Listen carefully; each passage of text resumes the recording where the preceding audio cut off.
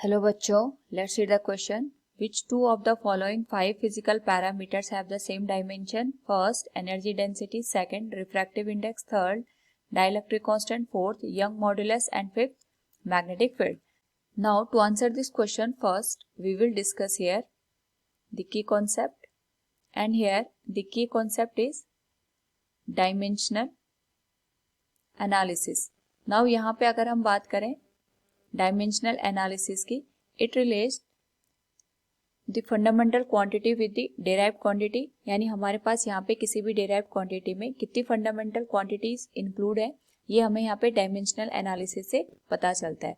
Now यहाँ पे अगर हम बात करें गिवन क्वेश्चन की, तो हमारे पास कुछ क्वांटिटीज दे रखी हैं जिनकी डायमेंशन हमें यहाँ पे बतानी है कि कौन कौन सी ऐसी क्वांटिटीज हैं जिनकी डायमेंशन आपस में इक्वल है. तो सबसे पहले जो भी क्वांटिटीज हमें दे रखी है हम इनके डायमेंशन लिख लेते हैं.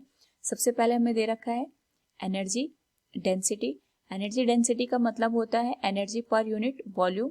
यानी हम इसको अगर मैथमेटिकली लिखें तो it is given as energy divided by volume. Energy की डायमेंशन होती है M L two T minus two, और जो वॉल्यूम है इसकी डायमेंशन होती है L raise to power 3. Now अगर हम इसको सॉल्व करें तो एनर्जी डेंसिटी की जो डायमेंशन आएगी it will be M L minus one T minus. Now यहाँ पे नेक्स्ट जो हमारे पास दे रखा है रिफ्रैक्टिव इंडेक्स. तो जो रिफ्रैक्टिव इंडेक्स होता है ये रेशियो होता है वेलोसिटीज का, और वी कैन से ये अपने आप में एक रिलेटिव क्वांटिटी होती है, जिस वजह से इसकी जो डायमेंशन होती है ये जीरो होती है, या हम ये कह सकते हैं इट इज डायमेंशनलेस क्वांटिटी, और it is written as M not L not T not. साथ में जो थर्ड हमें दे रखा है it is dielectric constant, क्योंकि डाई इलेक्ट्रिक कॉन्स्टेंट अपने आप में एक कॉन्स्टेंट टर्म को रिप्रेजेंट करता है. इसकी जो डायमेंशन होती है it is also dimensionless quantity, so हम इसको लिख सकते हैं M not L not T naught. And fourth one is given as Young modulus. तो जो यंग मॉड्यूलस होता है ये हमारे पास यहाँ पे स्ट्रेस और स्ट्रेन का रेशियो इंडिकेट करता है. तो यंग मॉड्यूलस हमारे पास यहाँ पे शो करेगा F by A divided by del L by L.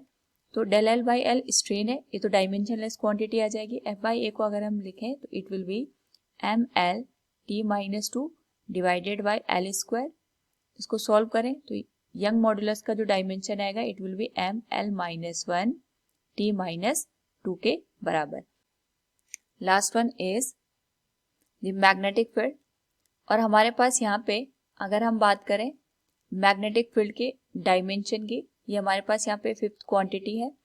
It is given as M A raise to power minus one T raise to power minus two. A यहाँ पे करंट को represent करता है.